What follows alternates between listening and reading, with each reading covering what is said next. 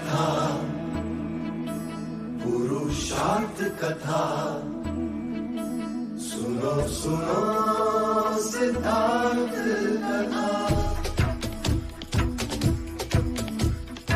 सत्य कथा,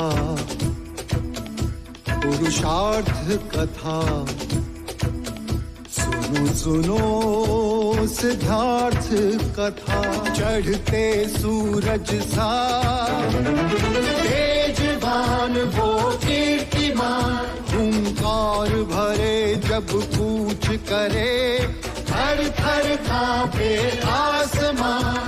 वो राजपुत्र वो शूरवीर, पर्वत को भेद दे उसके तीर, शांति का स्रोत करुणा की धार, निर्झर झरे मन से अपार।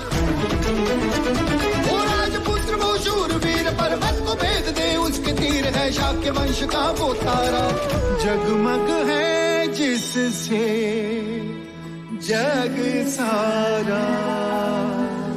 सत्य कथा, पुरुषार्थ कथा, सुनो सुनो सिद्धार्थ कथा।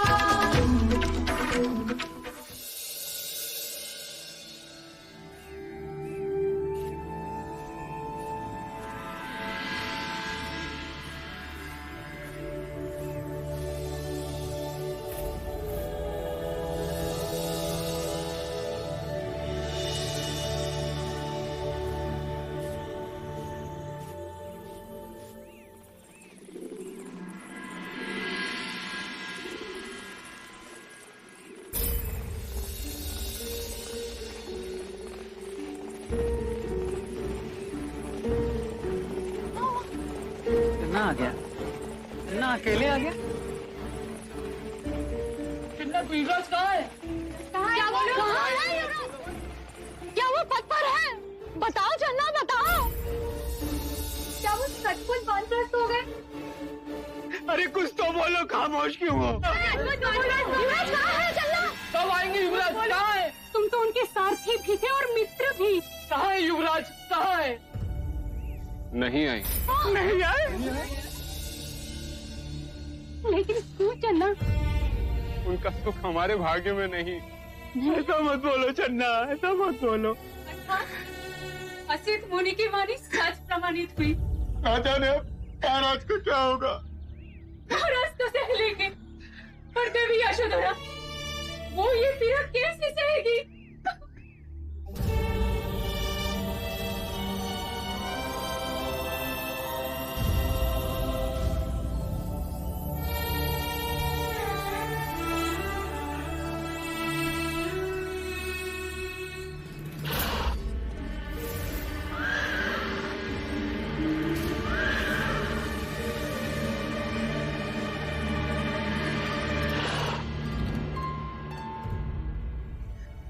लगता है चन्ना के साथ वो आ गए। कंतक नीचे खड़ा है।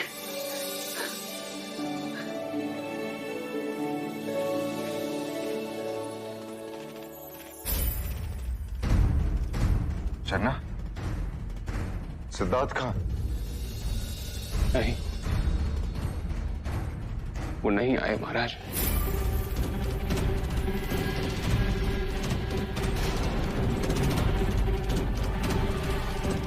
मैंने विनती की, परंतु वो अपने निर्णय पर अडिग थे। मैंने उनके साथ जाने की अनुमति भी मांगी, परंतु उन्होंने मना कर दी और कहा, मेरे प्रश्नों के उत्तर मिलते ही मैं लौट आऊंगा। महाराज से कहना। क्या क्या चलना? युद्ध किसी प्रश्न का हल नहीं होता।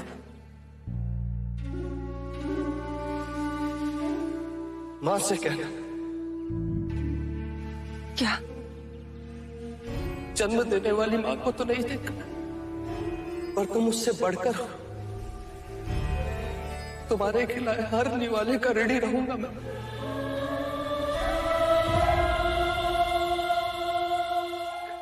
और मंगला काकी से कहना राज्याभिषेक तो अवश्य होगा।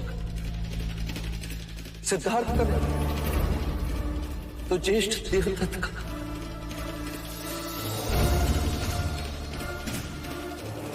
अर्थात वो जानता था।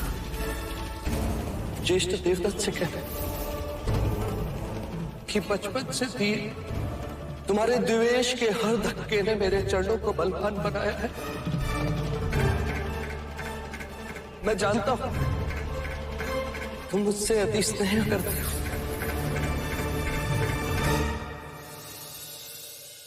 और गोपा से कहना, मेरी व्यथा को अपनी व्यथा बनाने के लिए मैं सदैव उसका ऋणी रहूं।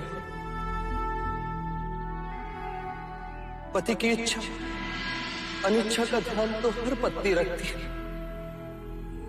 पर पति की व्यथा को अपनाने वाली बात कदाचित ही होती है। ये चाहते हुए कि मैं चला जाऊंगा, तुमने मेरा विरोध नहीं किया।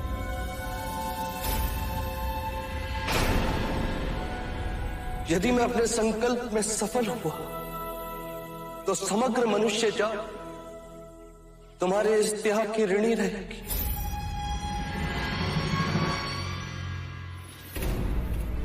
गोपा, यदि तुम्हें पता था तो तुमने मुझे क्यों नहीं बताया? मैं उसके पैर पकड़ लेता, उसे मना लेता, उसके कहने पर चलता, परंतु उसे मैं रोक लेता। गोपा, मैं उसे रोक लेता। क्षमा कीजिएगा पिताश्री।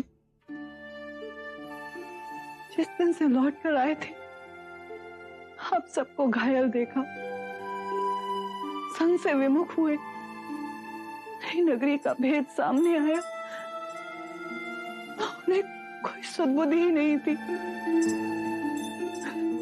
केवल प्रश्न, केवल विचार। रात भर जागते तो कभी राहुल को तकते, तो कभी अचानक उठकर ध्यान में बैठ जाते। न ध्यान कर पा रहे थे, पीड़ा सह पा रहे थे, और मैं उनकी वो पीड़ा देख न पाई।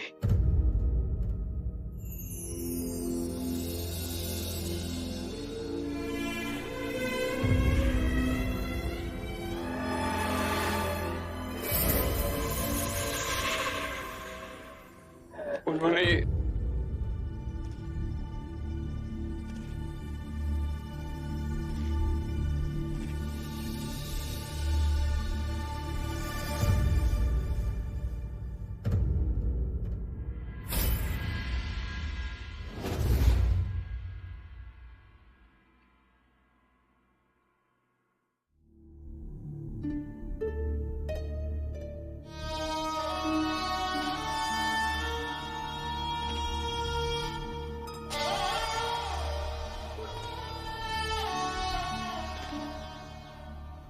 ये तुमने क्या किया पुत्र?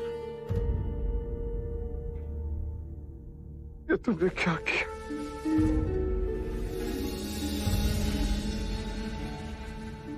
सबकी पीड़ा लेकर तू वन में चला गया,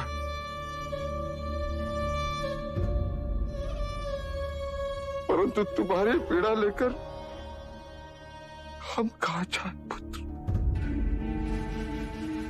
हम कहां?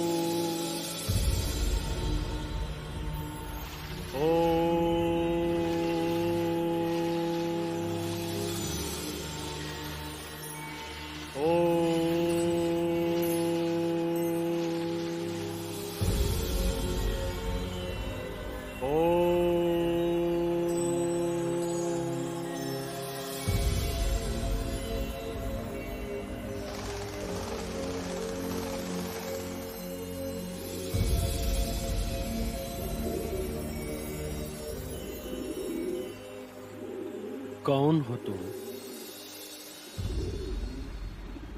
मेरा नाम सिद्धार्थ है। मैं कपिलवस्तु से आया हूं। यहाँ वन में क्या कर रहे हो? ग्रह त्याग किया है मैंने। कितने दिन टिकेगा ये ग्रह त्याग? जब तक ज्ञान पिपासा ना मिट जाए, जब तक प्रश्नों के उत्तर ना मिल जाए। क्यों, शास्त्रों का अध्ययन नहीं किया? अवश्य किया, पर मिथ्या लगे। ऐसा क्यों? क्योंकि उनमें उपाय हैं, कारण नहीं। प्रश्न है पर उत्तर नहीं। कहाँ जाना चाहते हो? गुरुवर्य अलार कलाम के आश्रम में। मैंने सुना है उनका आश्रम वैशाली के उत्तर में है। कई शिष्य हैं उनके। क्या आप उनके आश्रम का मार्ग जानते हैं? हाँ, जानता हूँ। वो मेरे भी गुरु हैं। तो क्या आप मुझे उनके आश्रम में ले चलेंगे? अवश्य ले चलूंगा। तो प्रस्थान करते हैं। मुझे शीघ्र ही उनसे मिलना है। धैर्य रखो। हमारे गुरु कहते हैं, उतावलापन मन की दुर्बलता है, धैर्य आदि सफलता, और शेष आधा तुम्हारा पुरुषार्थ। आओ।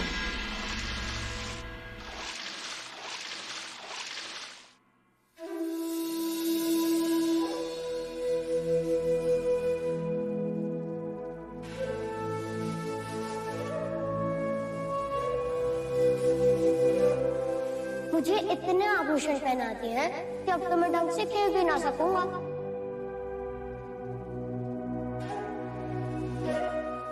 निर्बल की रक्षा करना क्षत्रियों का कर्तव्य है महाराज।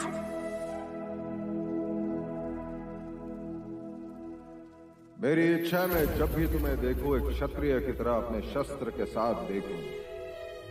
इसका भार मैं नहीं उठा सकता।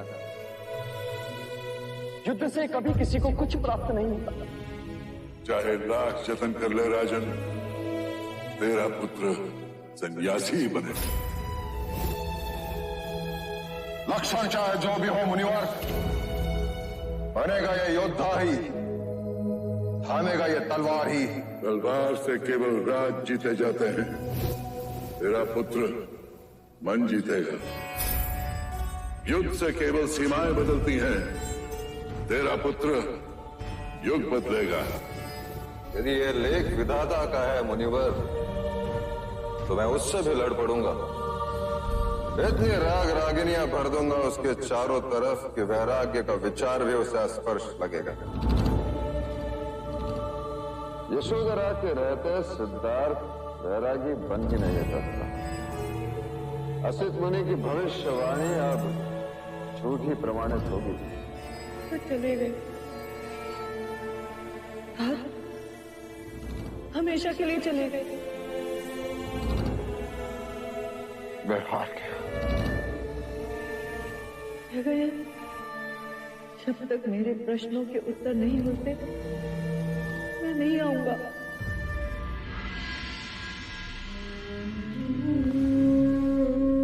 वह शाक्य शिरोमणि राजा शुद्धोदन हार गया।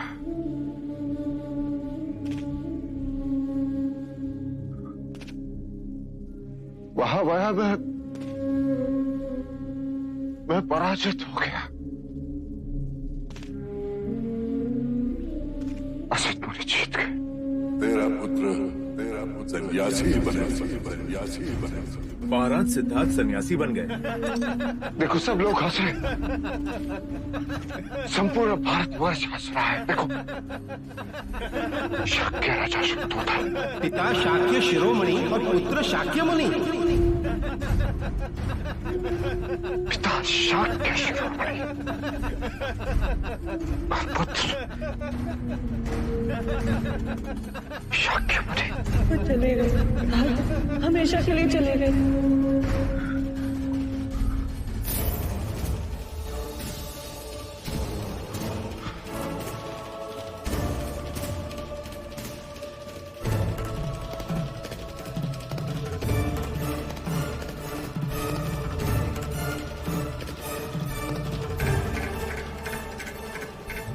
पराजित को जीवित रहने का अधिकार नहीं होता।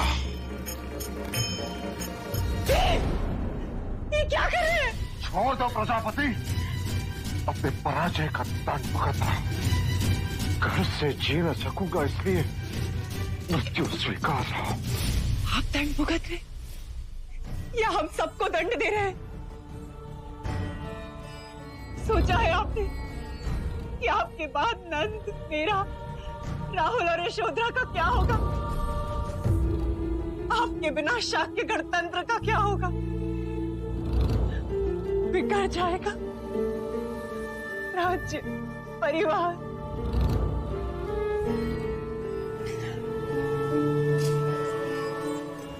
मैं पराजित हो गया।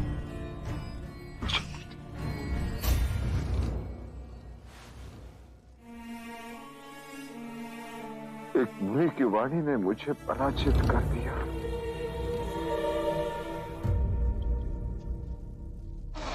देव, असित मुनि ने केवल सिद्धार्थ के प्रारब्ध की बात की थी, और प्रारब्ध से लड़कर कभी कोई नहीं जीत सकता। पुरुषार्थ करना हमारा कर्तव्य था, हमने किया। और आप ये बात क्यों नहीं मान लेते कि सिद्धार्थ भी लड़ रहा है, रणभूमि में नहीं, मनोभूमि में, शत्रु से नहीं, भावनाओं से। एक प्रश्न तो लेकर गया, मुझे दुख का उपाय नहीं, कारण जानना है। और जिस दिन वो लौट कर आएगा और आपको नहीं देखेगा, तो क्या स्वयं को दोषी न ठहराएगा? क्यों हम उसकी ग्लानि को और बढ़ाएं दें? सिद्धार्थ सारे जगत का कल्याण करेगा। अब इसी बात को मान ले और उसकी प्रतीक्षा करें और कहें कि जो पुत्र रात के अंधेरे में गया था, सूरज लेकर वापस आया है। स्वयं पर विश्वास रखिए महाराज, और प्रतिज्ञा कीजिए कि आज के पश्चात ये विचार कभी आपके मन में ना आएगा।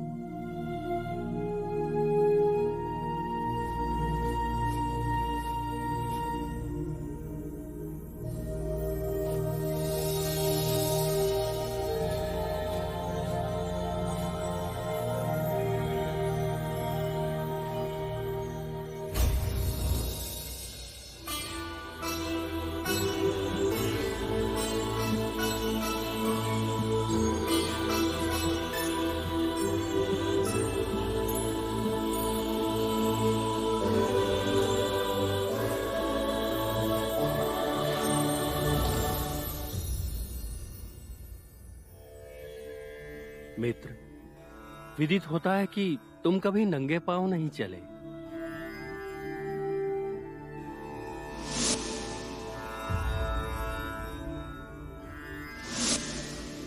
और कदाचित तुम्हें वन में चलने का अभ्यास भी नहीं है।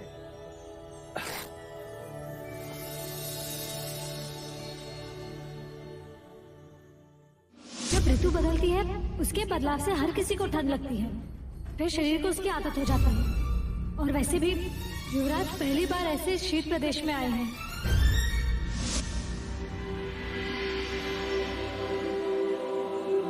अब जब मार्ग चुन ही लिया है, तो पैरों को चलने का अभ्यास भी हो जाएगा। कुछ क्षण यहीं रुक जाते हैं। हमें चलना चाहिए।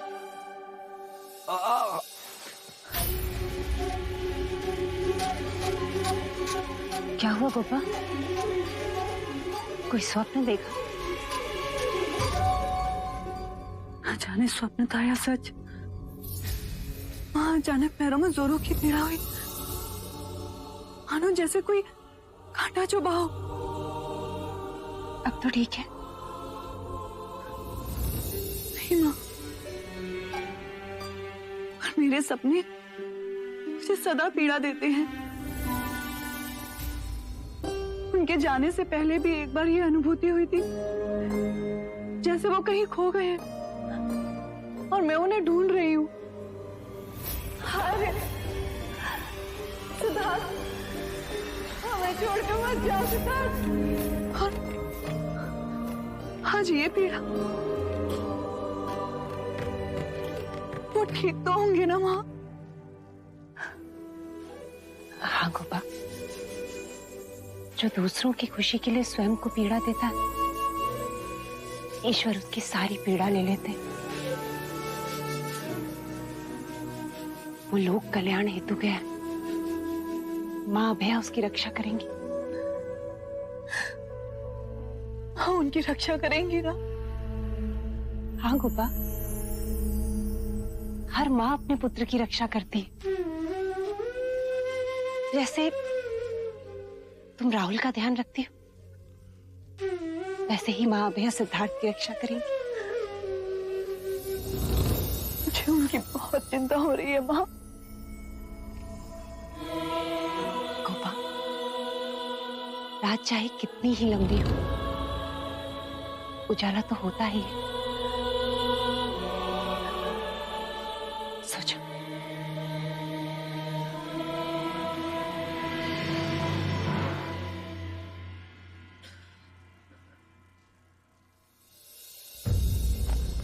आप सब विप्रवर्यों से मेरा केवल एक प्रश्न है।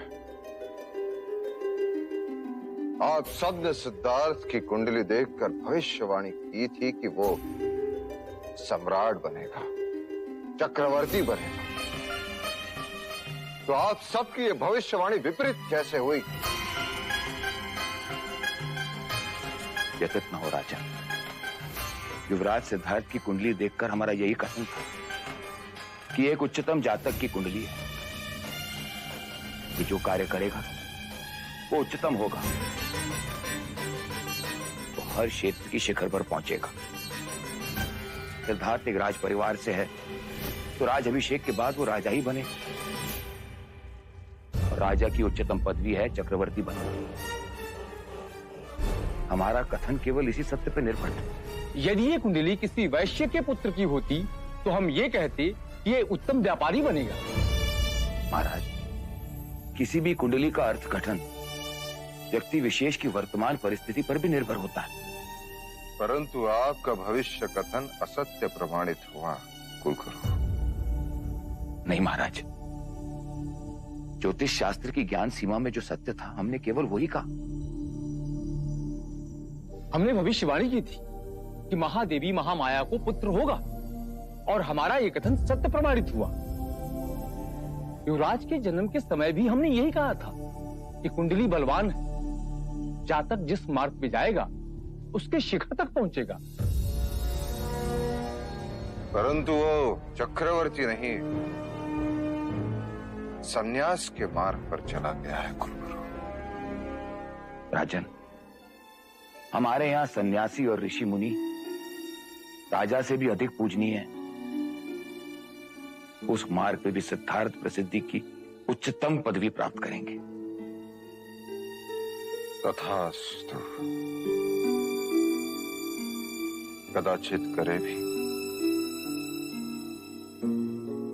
परंतु मेरे सामने अब यक्ष प्रश्न यही है कि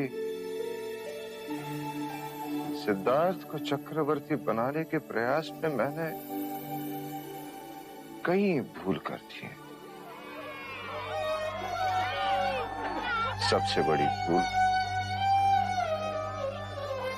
नई नगरी। कितने लोगों को पीड़ित कर दिया, उन्हें दुखी किया, कितने कुटुंबों को उजाड़ दिया।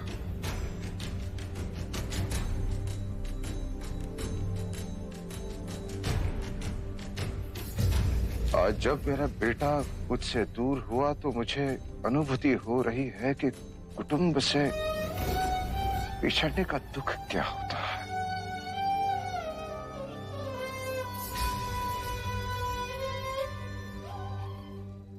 वृद्धत्व क्या होता है? तो क्यों ना इस भूल को भुला दिया जाए, कपिल वस्तु और नई नगरी की सीमाओं को मिटा दिया जाए, पिछड़ों को पुनः बुलाया जाए, सब एक हो जाएं। महाराज, कदाचित युवराज सिद्धार्थ राजा होते तो सबसे पहला कार्य वो यही करते।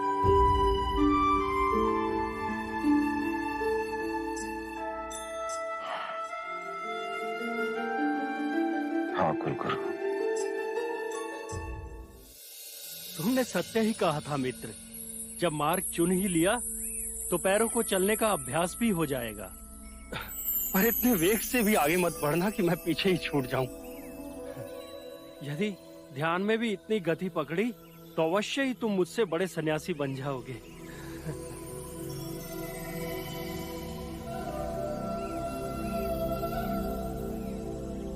यही है गुरुवर अलार कलाम का आश्रम। क्या गुरुवर अलार कलाम मुझे अपना शिष्य बनाएंगे?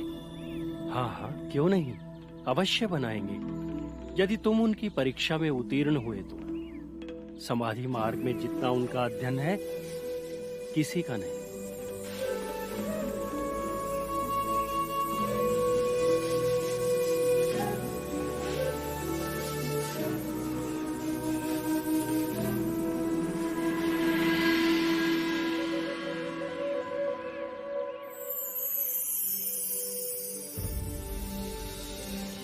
यहां तो कोई नहीं।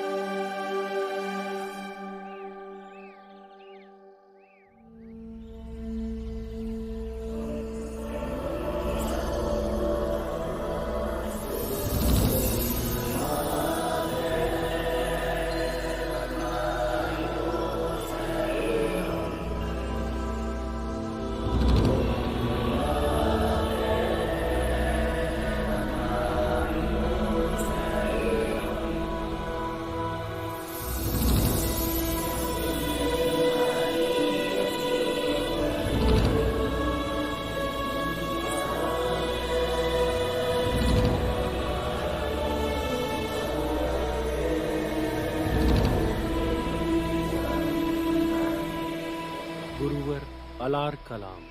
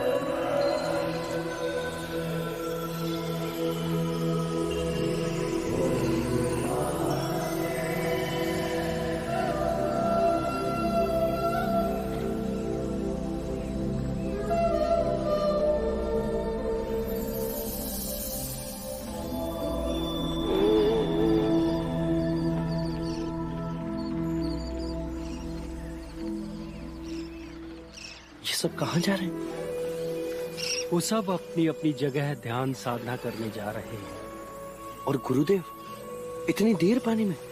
वो उनके ध्यान का अभ्यास है, उसे समाधि योग कहते हैं। प्राणायाम की शक्ति। वो कुछ समय तक सांस रोक के पानी में साधना करते हैं। तो मुझे अभी गुरुवर के पास ले चलो। जहाँ इतनी प्रतीक्षा की, कुछ देर और। जब गुरुवर अपने आसन पर विराजमान होंगे तभी उनसे मिलना उचित है।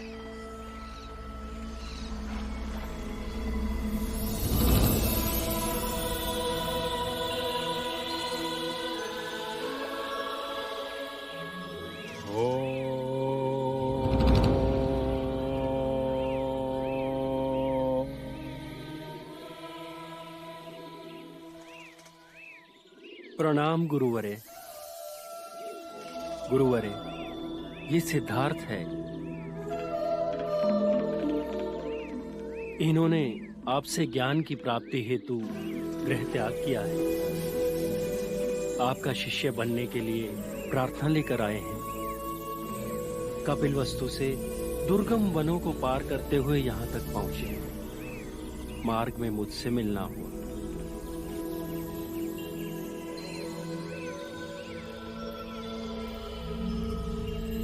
प्रणाम गुरुवर्य।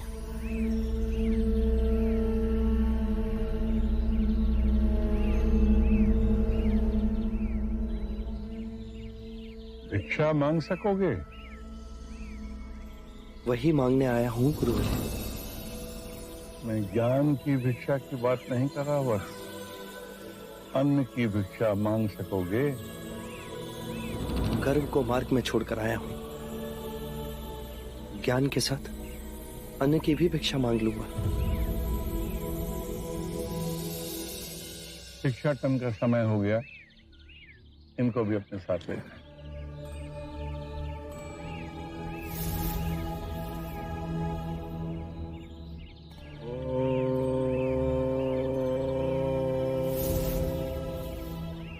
गुरुवर्य ने मुझे अपना शिष्य स्वीकार नहीं किया।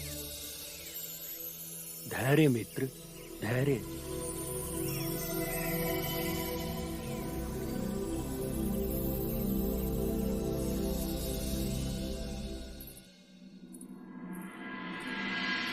अमिता!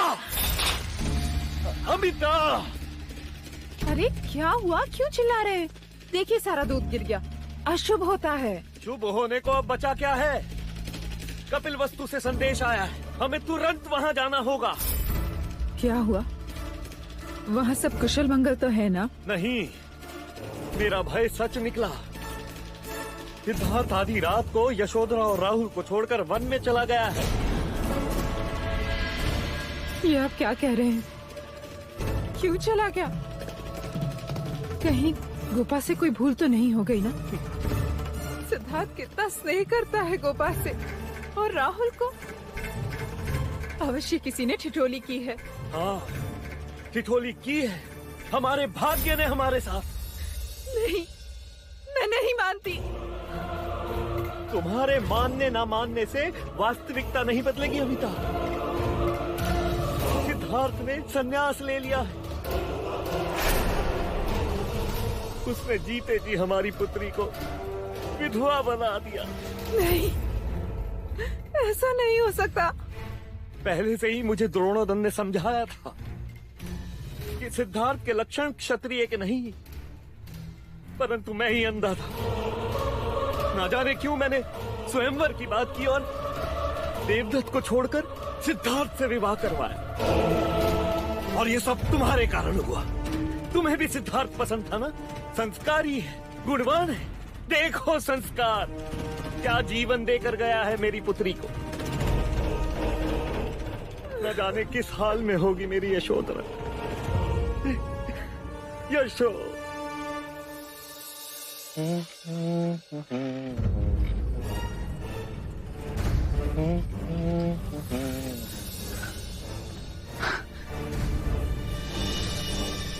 तुम? राहुल रो रहा था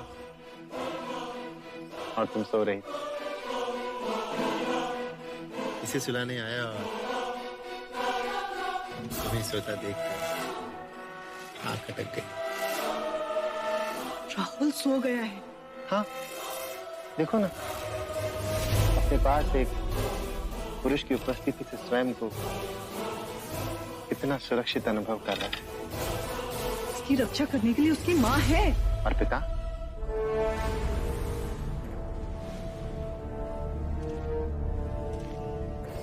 विधि का विधान देखो यशो। एक दिन यही चुनर तुम मेरे हाथ से चुरा कर भागी थी। तुम्हें चुनर उठाने वाला आज तुम्हें अंधेरे में छोड़ के चला गया। मेरे लिए चिंतित होने की आवश्यकता नहीं है ज्येष्ठ। मेरी चिंता करने के लिए महाराज और महादेवी हैं।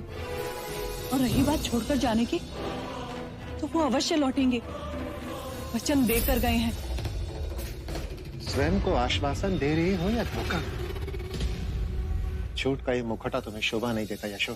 शोभा तो आपको भी नहीं देता कि अब आप यहाँ इस कमरे में अधिक समय तक खड़े रहें। और हाँ, पुनः जब भी आना हो तो द्वार खटखटाकर आइएगा। ठीक है देवी जी, हमारा परमार्थ भी स्वार्थ और उनका स्वार्थ भी परमार्थ।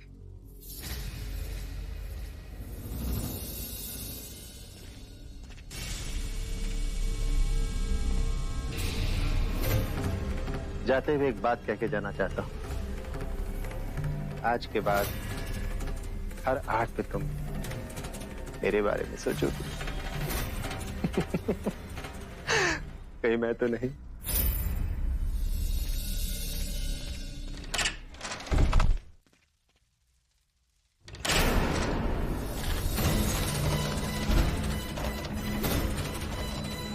भूल के तुम्हारी चुनर अपने साथ ले गया था।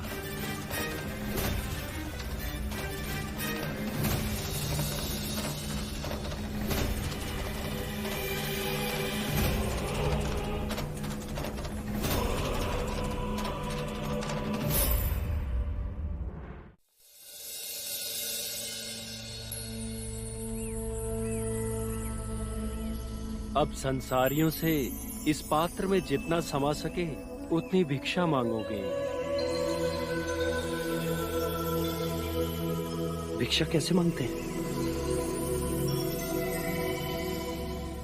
देखो, ओम भगवती भिक्षाम देहि, इस प्रकार आओ।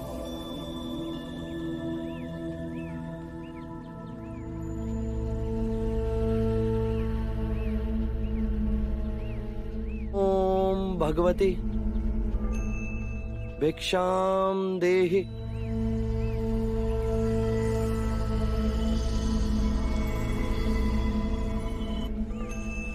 सुखी भवन्तु।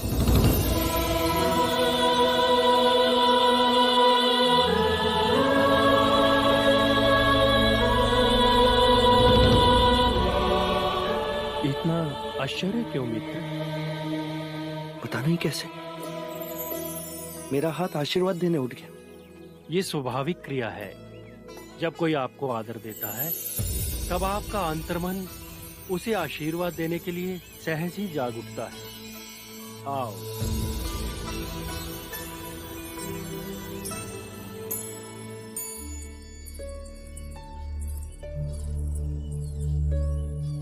यशोधरा, क्या हो? तुम आज फिर भोजन करने नहीं आए? महाराज भी पूछ रहे थे। अब भोजन की रुचि नहीं रही माँ।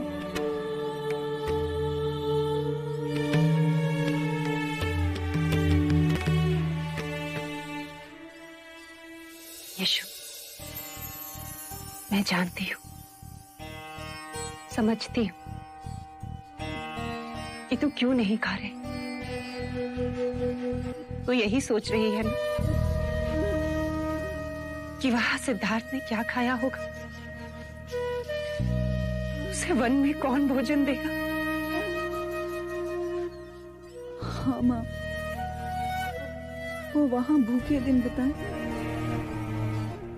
और मैं यहाँ मनपसंद खाना खाऊं, ये अनर्थ नहीं। पर वो कहकर गया है, मैं लौट कर आऊंगा, मेरी प्रतीक्षा करना। तो प्रतीक्षा करने के लिए जीवित तो रहना ही होगा ना। यशु, स्वयं के लिए नहीं नासे, पर राहुल के लिए तो जीवित रहना ही होगा। तो सांसों के लिए दो का। ओम भगवती भिक्षाम देहि।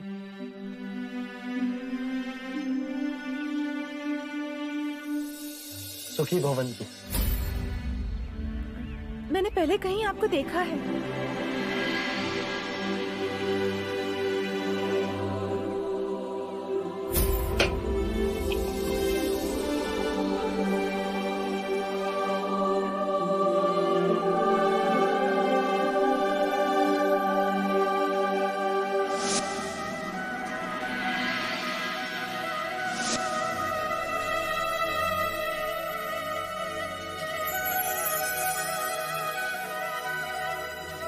आप तो कपिलवस्तु के युवराज सिद्धार्थ गौतम हो ना?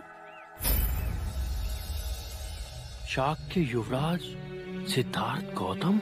मैं आपके विवाह में देवी आम्रपाली के साथ कपिलवस्तु आई थी, पर आप भिक्षा क्यों मांग रहे हैं? भीतर चलकर भोजन करिए। देवी आम्रपाली ने जाना तो बहुत क्रोधित होंगी वो मुझ पे। देवी, मैं युवराज नहीं, भिक्षुक हूँ। मेरा भीतर जाकर भोजन करना उचित नहीं। मुझे क्षमा करें। आश्रम पहुंचने का समय हो चुका है।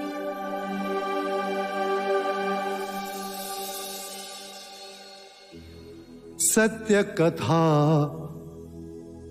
पुरुषार्थ कथा, सुनो सुनो सिद्धार्थ कथा।